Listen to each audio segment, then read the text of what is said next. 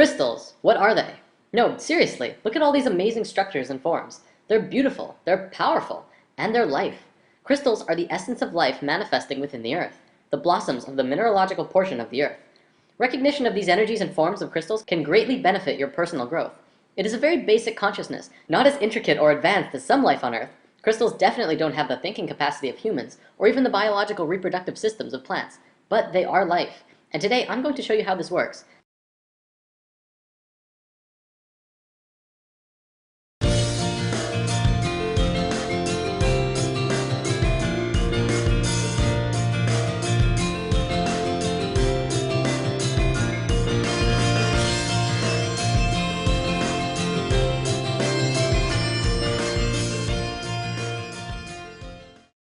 Crystals are defined as being a mineralogical body with a characteristic internal structure and enclosed by a symmetry of plane faces. They are, however, much more than that. We've discussed before that everything in the universe is a vibration, existing through many different frequencies at once. Our physical bodies are on this physical plane, but the sounds that we hear vibrate to a different frequency, as with smells and even thoughts. Crystals also vibrate to many frequencies at once. Health is the natural state of any form in the universe. Considering the vibrational existence of reality, health comes when the frequencies of anything are in balance and harmony with itself. When patterns of energy are disrupted, we experience a state which we know as disease, which is a body that's not at ease. The resistant, discordant energy patterning is responsible for every negative symptom we experience, everything from headache to cancer. Crystals and gemstones have a vibration that is free of resistant patterns. They are among some of the structures in the physical dimension which have the most balanced, cohesive, strong, and intentional frequencies. Their unchanging physical structure is a reflection of their innate energetic pattern of balance and strength, which are incorruptible. In the physical world, you pick up a crystal and feel it as something separate from you that you're just holding. But on higher frequencies, you're actually interacting with that stone energetically. This interaction then causes changes to your structure and psychology through your own energetic systems. It begins a process of rebalancing the energetic structure of your body, and in a sense, can help you heal. Now, consciousness is of course the determining factor of if you are going to be accepting of these new frequencies coming into your being through crystals. I'm not going to say crystals will heal you, because if you fight them and are non-receptive to these frequencies, you will continue to create the disharmony within yourself. Ultimately though, crystals can be used to retune your whole being back to a state of harmony and flow. Crystals have been used and revered since the dawning of civilization. In fact, the Christian Bible refers to crystals over 200 times. Precious stones were used in the foundation of New Jerusalem. They were also used in the breastplates of Aaron, the Hebrew high priest. Crystals have been discovered in the ruins of Babylonia and in ancient tombs of Egyptian and Chinese rulers. This wouldn't be spirit science without some sacred geometry though. Remember the 5 platonic solids? Science understands that all atomic patterns and molecular structures were based on these 5 forms. They create the forms that the universe manifests through. Well, here's the atomic structure of a beryl crystal. It's the flower of life, the creation pattern flowing through the structure of this crystal.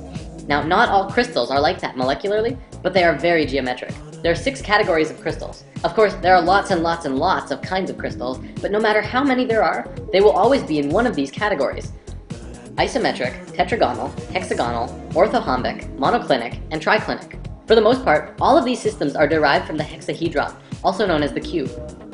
One of the biggest things about crystals is that they can transmit frequencies. From a metaphysical perspective, we can transmit thoughts and emotions through crystals, but scientifically, does that make sense? Would you believe it if I said that pretty much all of modern computing technology was based on the living element of crystals? Consider the radio. The first radio was a crystal set. They would cut a piece of quartz crystal and touch a wire to it. The frequencies transmitted through the crystal. The quartz!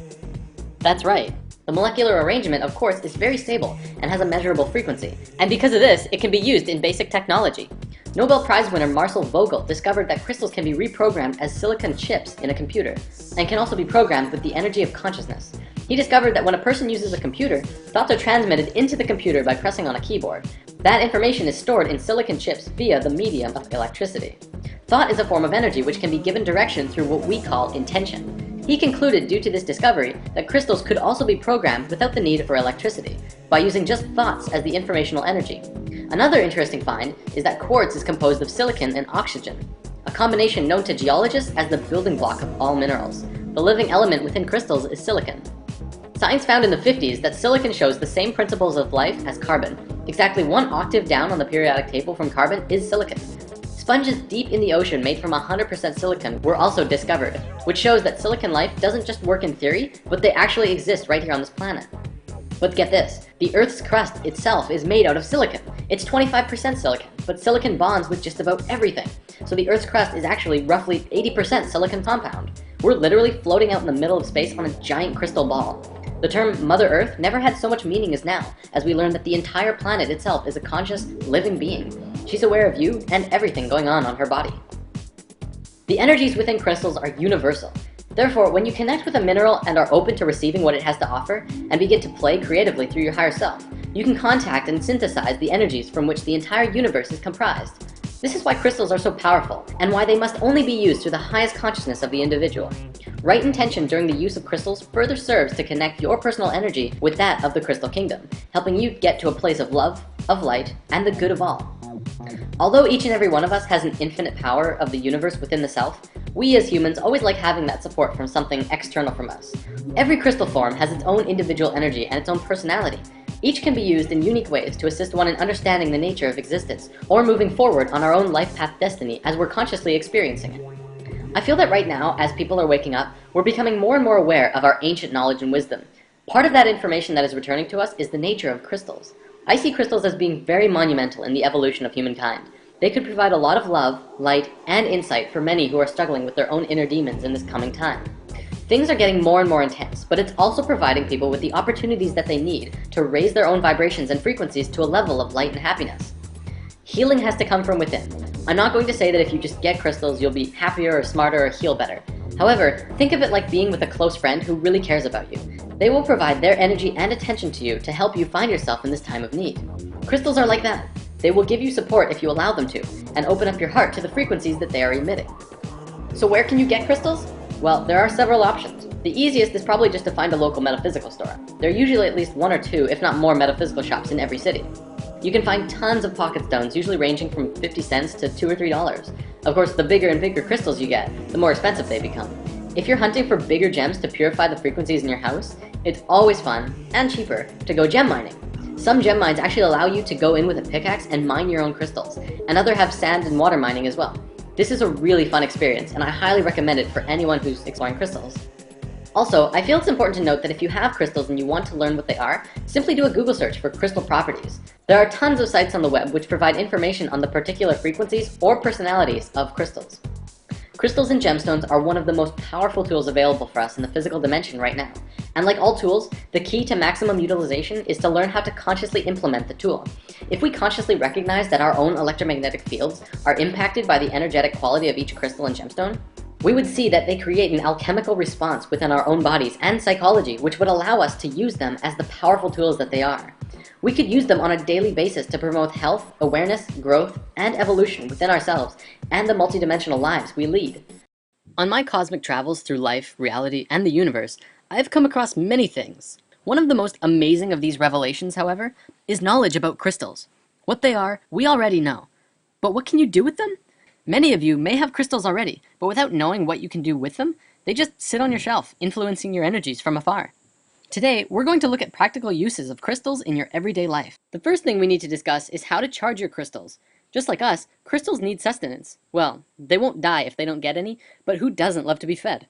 One way of charging your crystals are with bigger crystals. By allowing the smaller crystals to receive energy from the points of the bigger ones, you can also just sit small crystals onto a cluster. However, there is a much easier way.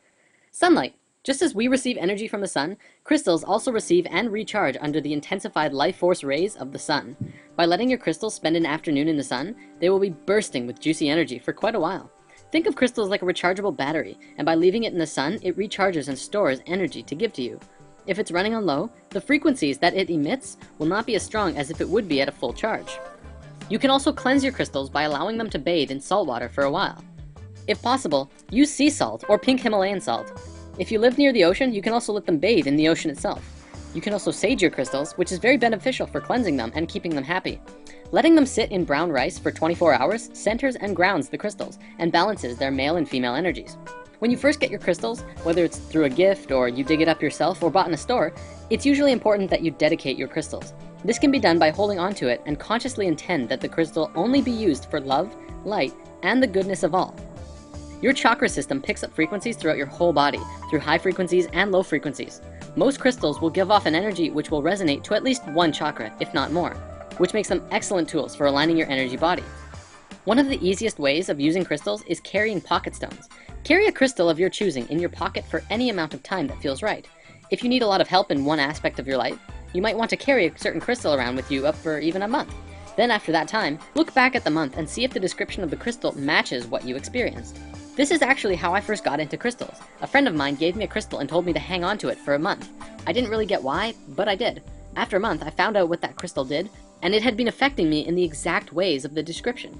After that, I was hooked, and have been exploring crystals ever since. One thing that I do quite often is actually make what I like to call spirit water. It's really very simple. All you have to do is place a crystal into a glass or bottle of water for an extended amount of time before consuming. Usually it's recommended that you wait 24 hours before drinking the water, but even several hours will yield slight changes in the water, especially if you meditate with the water. You can also leave the water out in the moonlight or sunlight for a day before consuming while the crystals are in the water.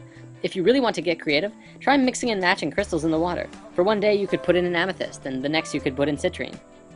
This actually goes to the phenomenon of water that researcher Masaru Emoto had been studying and researching for a very long time.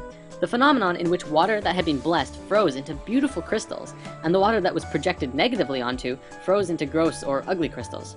Now, we have an entire lesson about water coming soon, because I know a lot of people want to discuss that, so in the meantime, we won't be going into this at this time. The reason I bring this up though, is that this does grant you an opportunity to try this for yourself. I highly recommend placing several crystals in water and letting them sit for 24 hours. You can also place a plain glass next to it. If you want to, meditate with the crystal water and project love and health into the water. Then, drink the water and compare the difference yourself. I have done this many times and I can always feel the difference. And from the people I've talked to who have done this as well, most people do. In my experiences, this rejuvenated water is smoother and cleaner than it is when you first pour it. So putting crystals into your drinking water is a very good way of keeping your body hydrated with some living, healthy water. Crystal grids! Many of you may have seen the YouTube video Spirit Quest 10.5. In this video, Jordan demonstrates how to make a crystal grid around your house and what it's used for. A crystal grid is an energetic grid that you can create around your house that fills your house or room with energy by connecting several crystals together through the power of your intention and energies of the crystals. If you happen to have several larger crystals and a wand crystal, you can make a crystal grid around your house or room, or wherever you are. Place the crystal around your room. The crystals do not have to be in a geometric pattern, but if they are, it will only serve to strengthen the grid. Consciously connect all of the crystals together using a wand crystal. You simply have to point the wand at a predetermined master crystal, usually a quartz, or something bigger than the rest. While holding onto the crystal in your mind, then move the wand to point it to the next crystal, and draw a connecting line in your mind. Then continue to make lines between it and the other crystals. You can go between all of the crystals and back to the master, or back to the master for every one, or anything you want really. Let your creativity guide you. You can also program your intention into the master for whatever you want, whether it be abundance or healing or spiritual development, and allow those energies to flow through all of the crystals in the grid. Something I've been playing with for a long time now and have had wonderful experiences with is what I call the bed chakra charge. The day that you charge your crystals in the sunlight, take 7 crystals, 1 for each chakra, and place them either under your bed or in between your mattress and box spring in the order of the chakras, lined up with where your body is while you sleep. You can do a little meditation with them too if you like. Set the intention for them to provide you only with the highest of frequencies for you to explore. Then, go to bed. The first time I did this, as well as pretty much every time after, I would fall asleep and wake up after about 4 hours or so. Except I would be fully charged and wide awake as if I was an iPod plugged into a socket and I'd be ready to start the day. None of that lazy, tired morning routine at all. It was phenomenal. Not only that, but I also had amazing dreams when I did that, and I don't always remember my dreams. Again, I'm not saying that this will happen, but that it's a possibility as it's what I experienced, and it would be very interesting to see how others reacted to trying such an experiment. Also, don't feel that you need to place the crystals under your bed. If it's not possible, you could put them in your pillowcase or on your night shelf or something like that. The possibilities are infinite. And of course, we could not talk about crystals without talking about meditation. You can learn so much from crystals by working with them in meditation, and they can also greatly benefit you with finding the peaceful meditation state if you're struggling with it. You can sit in the traditional lotus position with a crystal in each hand, or you can sit with a single crystal in your lap. You can also just place them nearby if you don't want to touch them. And of course, like with the bed chakra charge, you can place crystals on each chakra as you lay down, and allow your body to receive their energies naturally and intimately. What you experience from working with crystals will be up to you to discern, but many report crystals magnifying one's personal energy by merely focusing and connecting it with the universal energies. Crystals can assist in manifestation, but one must understand the difference between want and need. In manifestation, there is a thin line between helping the universe provide that which is necessary and attempting to force the universe to provide that which is desired. Unfulfilled want is one of the true sources of unhappiness. If one wants something desperately enough and is unable to attain it in one lifetime, they might keep drawing themselves into additional lifetimes until that want is fulfilled. However, need is always fulfilled, as long as it's not blocked by want. Although, of course, one might need to work to fulfill that need as well. It will come. Certain crystals, like citrine, are helpful in manifesting abundance into your life. Although in what sense, that is totally up to you. Ultimately, you are the one pulling the experiences of receiving towards you, and as long as you are open to receiving, energy can keep flowing in all aspects of your life.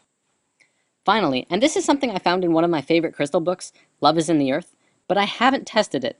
Supposedly, gasoline mileage has been enhanced by placing a quartz crystal on the carburetor or on the fuel line. Increases of up to 50% have been reported. Mechanical portions of the automobile have also been treated by placing a crystal on or towards the equipment. There has been many reports of crystals that have been placed in automobiles to encourage the protection and safe passage of the drivers and passengers, as well as maintaining the vehicle itself. Whether you're skeptical of crystals or not, you gotta admit there's something absolutely magical about them. And hey, why not just pick up a few just to find out? You won't know until you experience it.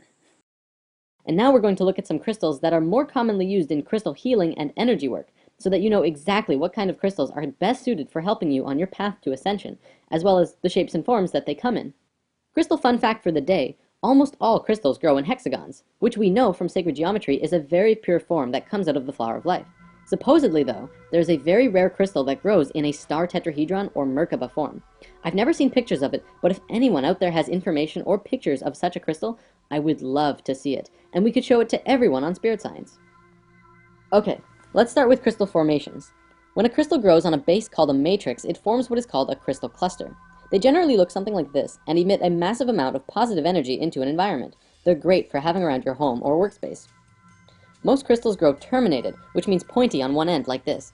Sometimes you can find double terminated crystals, which grow in clay pockets instead of on a matrix. They are pointy on both ends and emit energy from both sides. Geodes are another great formation for having around the house. These are mineral products of volcanic bubbles. Very powerful. Crystal spheres are crystals that have been contoured into a spherical configuration.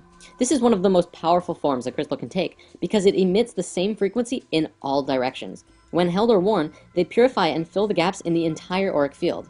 If you have a larger one, you can gaze into the crystal to help with the evaluation of a present situation or circumstance. If you've ever wondered where the legends about psychics with crystal balls came from, it actually has some substance behind it. Crystal eggs are similar to spheres, but are in an egg shape. These are great for meditation and used in reflexology, zone therapy, acupuncture, and shiatsu. It contains a harmonic balance of male and female energies. Crystal singing bowls are a crystal that has been fashioned into a bowl. You play it by moving a mallet around the outer edge, and it creates an absolutely beautiful sound. If you haven't ever heard one of these before, you have to hear it in person. The sound resonates through your entire body at so many frequencies at once. It's amazing. Palm crystals are wide, oval-shaped pieces, which are great for meditation. You can get crystal pendulums, which are dowsing tools for following your intuition. The basic idea is that you hold it in your left hand and ask yourself a question, and allow the pendulum to swing. Depending on the direction, if it swings or goes in circles, it gives you a yes or no answer. Try this one out for yourself. It's actually pretty cool on how it works. Phantom crystals are very cool. These are crystals that grow over top of other crystals. So what you get is a crystal with an amazing crystal phantom in the middle. They're very beautiful, very powerful, and supposedly great for working with past life memories in meditation. A tumblestone is another word for what I call pocket stones. It's a piece of raw crystal that has been tumbled in a metal canister until it's nice and smooth, and feels like a pebble. Great for pockets and pillows. Wands are solid pieces that have been carved or smoothed into a wand shape, and sometimes have metal, wood, or other materials attached to it to design the wand. Wands are excellent for directing energy in healing work or making crystal grids. Okay, now let's look at some crystals themselves. We'll go over the basics and also note that I'm providing a PDF of all of this crystal information so that you can print it out and keep it in your wallet so that you can have a handy, quick reference guide to crystals whenever you're out and about. I can't tell you how handy it is to have when you walk into a store like this. Agate is known as the Strength Stone. Courage and strength for body and mind. Facilitates perceptiveness and precision. Is grounding and energetic. Balances the yin and yang energies within the body. Aquamarine provides emotional and intellectual stability and clarity of the mind, aids with self-expression, calms nerves, dispels intolerance and helps banish fears and phobias. Amazonite aligns and balances the mental and etheric bodies, calms nerves, aids creative expression, and cuts through illusion, brings joy, clarity, and an understanding of universal love. Rose quartz is the stone of love. It balances, heals, and rejuvenates the emotions, cools hot tempers, clears stored anger, guilt, and jealousy, and encourages compassion and harmony. Calcite facilitates an awareness and understanding of nature, aids in the remembering of astral travel experiences, and alleviates fear. Carnelian aids concentration and memory, stimulates the inquisitiveness and dispels apathy, enhances attunement with the inner self. Lapis lazuli enhances awareness and intellect and enhances psychic abilities, helps overcome depression, aids creativeness and protection. Smoky quartz dispels negativity and releases emotional blocks, provides grounding and protects, as well as enhances channeling power. Clear quartz is the spirit battery, excellent for meditation, amplifies energy and thought, as well as dispels negativity, aids communication with every dimension. Amethyst is the peace stone, ideal for meditation and enhancing psychic abilities, a great calming influence, very protective and inspirational, radiates with divine love. Malachite aids intuitiveness and transformation, balances, clarifies the emotions, and clears the subconscious blocks and reduces stress. Sunstone dissolves negativity while grounding your root chakra and providing the energy of the sun in the palm of your hand, enhances the masculine nature, and is great for working on projects. Moonstone, on the other hand, stimulates confidence and balances the emotions, helps with intuitiveness and perception, enhances the feminine nature, and clears the auric field. Peridot inspires happiness. This one is great for making your days brighter, strengthens and regenerates the individual, and reduces anger and jealousy. Selenite is an excellent stone for pushing further spiritually. It stimulates the third eye and crown chakra and provides clarity of the mind and expands one's awareness of the self and those around you. It is very intense, this crystal. And these giant crystal mines in Mexico are actually selenite. Just remember not to use it in water, as selenite does erode, and you'll be drinking little crystal bits, which probably isn't best for your digestive system. Citrine is the stone of abundance, joyous, warm, and energizing, raises self-esteem, stimulates mental focus, and aids the enlightenment with the higher self, attracts and maintains abundance. Kyanite is a fantastic stone of alignment and strength. It never needs to be cleansed or charged in the sun. It grows in long, fibrous strands, and that's what it does to your energetic body. It strengthens and aligns all of your chakras to each other. Obsidian grounds and protects against negativity, aids in the understanding and clearing of subconscious blocks. Tourmaline is the protection stone, wards off fear and negativity and protects on all levels, enhances inspiration and encourages self-confidence and understanding. Sodalite rationalizes and aids clear thinking, bringing clarity and truth, enhances communication and creative expression. Tiger's Eye brings cheerfulness and optimism, enhances clarity of thought, balances the yin-yang energies, and helps soften stubbornness. Now, what we just looked at were a very basic and simple understanding of all of these crystals. If you really want to dive into each one, there are literally pages and pages of things that you can read about every individual crystal as well. The different properties they have, the energies they hold, the frequencies they emit, and the structure of the crystal themselves, and why it's relevant. There's a lot more that we can go into, and by Googling each one of these crystals yourselves, you can also find tons of more information about these crystals. We're going to start by talking about orgonite, and then we're going to move on to what I call the crystal movement. To discuss orgonite, first we must discuss the basics of orgone energy. Simply put, orgone is energy. In fact, it's another name for the multi-named etheric energy that is everywhere and embodies all things. Reiki energy, prana, biomagnetic energy, chi, soft electrons, and life force energy are all names for the same thing. An orgone matrix or orgonite crystal device is a device that provides assistance with working with these etheric energies. Orgonite both releases orgone energy when stimulated by other forms of energy and has the capacity to change orgone energy from one state to another. It is especially suited for dissolving negative energy in an area and converting it to balanced, healthy energy. This makes it especially useful in a wide range of applications, from alternative health, radionics, and other traditional metaphysics. Where did orgonite come from? Well, in the 1930s and 40s, Dr. Wilhelm Reich was able to detect and measure the existence of etheric energy, which he called orgone, using a modified Geiger counter. He determined that by stacking alternating layers of fiberglass, which is an organic substance, and steel wool, an inorganic substance, you could attract and collect orgone energy of both positive and negative polarities. He called the positive energy POR and the negative energy DOR, which stands for positive organ and deadly organ. He began constructing a device that was able to successfully heal his patients of various ailments, including various forms of cancer, by having them sit inside the box for periods of time. In 1986, scientists at the University of Marburg in Germany published the results of a blind study, which showed that 30-minute organ accumulator treatments caused a consistent psychological effect. They published that their investigations displayed evidence for the assumption that the properties of organ accumulators and its effect on humans factually exists. Reich's work continued into the 60s by a really open-minded Russian scientist named Dr. Nikolai Kozyrev, among others, who also scientifically proved that such unseen energies do exist all around us. This work led to the Soviet military using torsion field sciences in their military defense applications, which shows that amazing discoveries that can change the world can both be used for the light as well as the dark. In continuing this work, modern science has taken it to whole new levels in trying to figure out the nature of dark matter, zero-point energy, and the vacuum flux, and these are all discussions for another time. In 2000, organ accumulators came into being when Don and Carol Croft discovered through much research that mixing organic fiberglass resin and metal chips poured into small molds like paper cups and muffin pans would produce a substance which would attract etheric energy. Then, by putting crystals into the mix, you get something even more amazing. Carol Croft, who was incredibly gifted in sensing etheric energies, found that adding a quartz crystal to the orgonite would cause the orgonite to not just attract all kinds of energy, but rebalance and transmute all of the negative energy into positive. As we learned in Crystals 1, this is because the molecular structure of quartz is incredibly stable and harmonically aligned with the geometry of the universe. Organic substances attract and hold a scalar charge, while metallic substances tend to repel it. Basically, orgonite pulls in bioenergy, and while energy is inside the device, metal particles and organic resin both push and pull on it in all directions at the same time. This puts friction on the energy, where the crystal will begin to create order from chaos by aligning the structure of the energy into a more positively aligned pattern. Crystals and gems all have their uses that we've looked at, and orgonite does too. Orgonite is good for putting in an area that is needing a transmutation of a lot of negative energy into positive energy, and depending on what that situation is, you may need lots or very little. There's actually one final thing I'd like to bring up about orgonite, which is actually called tower busting.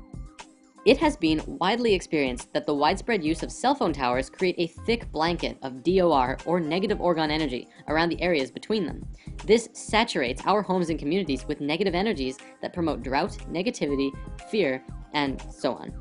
I'm not saying that the towers are causing the negativity of the world, but perhaps just stimulating or intensifying it. However, it has been experienced that this can be remedied by placing or burying orgonite at the base of a cell phone tower. Thousands of aware and selfless, beautiful people in the world have begun doing this and slowly helping out in what is being called the orgonite gifting movement. And this is happening all over the world, and we need your help as well.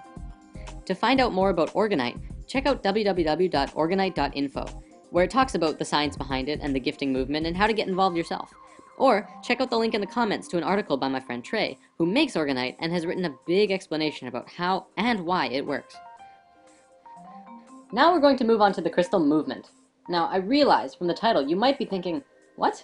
Is this some kind of new movement like Zeitgeist or Occupy, only based around crystals? Well, not really. But if we follow through with this shift in consciousness could be an incredibly smooth process. Crystals, being conscious, don't just like sitting around in the same spot all the time. They like to travel, just as most people do. Crystals move about when they want to. They change owners, jump out of your pocket, and flat out abandon you when the time is right for them. If you are in tune, you will be able to know when a crystal is ready to move to someone or somewhere else. Just like people, when we are done with a task, it might be a time to move on to something new. Crystals are the same way. I've had many experiences where a crystal of mine that I loved decided to leave, stay somewhere else, be with someone else, or just flat out vanish on me. It's all fine though, because that's where it went, which means that's where it needs to be.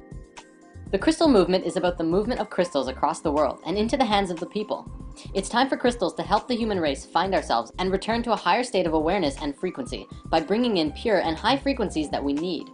All over the world, people are beginning to give crystals and move them around. They're giving them as gifts for holidays and birthdays. One thing I've started doing is actually carrying around a little bag of crystals with me all the time to hand out to people that I encounter as I go about my day. When a person who's down on their luck asks you for some spare change or a cigarette, you can reply, "Sorry, I don't have any change, but I'd love to share a crystal with you," and then briefly describe what it is this particular crystal does, if you know, and wish them safe journeys on the path that they are walking. I encourage everyone to try just doing that. what you're doing is literally giving out a little pocket of love or abundance or insight, and who knows what will manifest into their life. It feels absolutely incredible. It's so good to share crystal magic with people and to see their eyes light up when they're holding their brand new rose quartz or kyanite or whatever. Ultimately, it's just spreading goodness. If you're shy and don't necessarily want to hand them out to strangers, you could also just leave them wherever you go.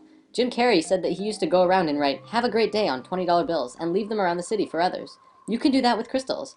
Can you imagine the feeling of stopping to tie your shoe and finding a beautiful piece of rose quartz just saying, "Take me"? Now imagine being able to give that to others.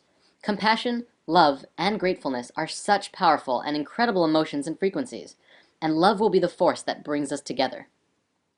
Now, we have mainly been focusing on what smaller crystals can do. Pocket stones are wonderful on an individual basis, but now let's come up with some ideas that we could do with larger crystals.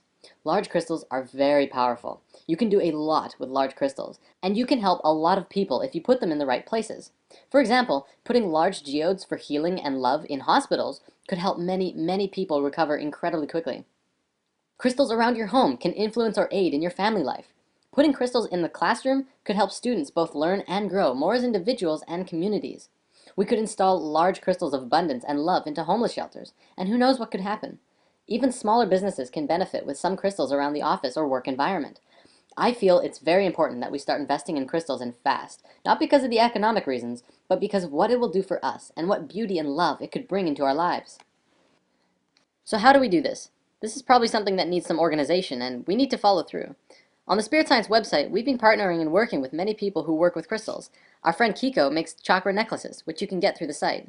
We're also working with my friend Trey, who makes orgonite to help get as many of these orgonite devices out to the world as possible. How about bigger crystals?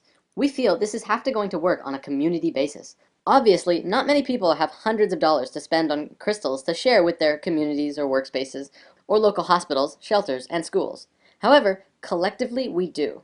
I encourage everyone who is on board with this to share these videos and information with all of those around you, and look into collectively pooling your resources into bringing some powerful, energetic fountains into your environment.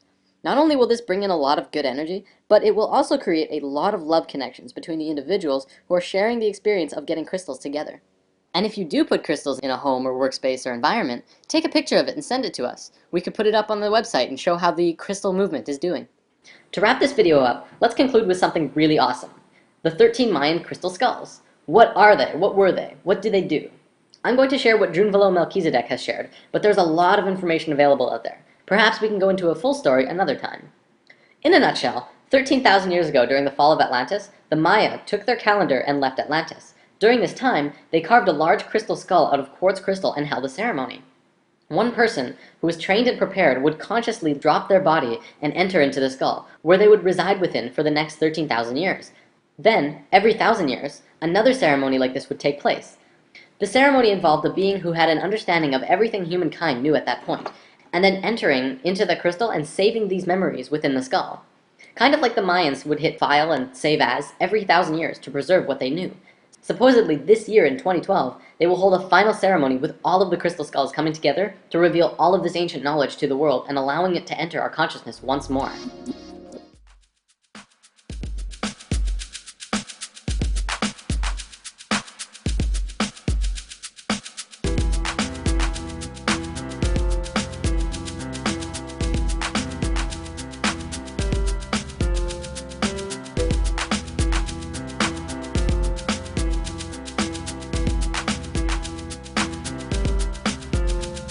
The sunrise is so bright, a good time to open up your eyes. The warm kiss of the rays bliss, breathe in and clear your mind.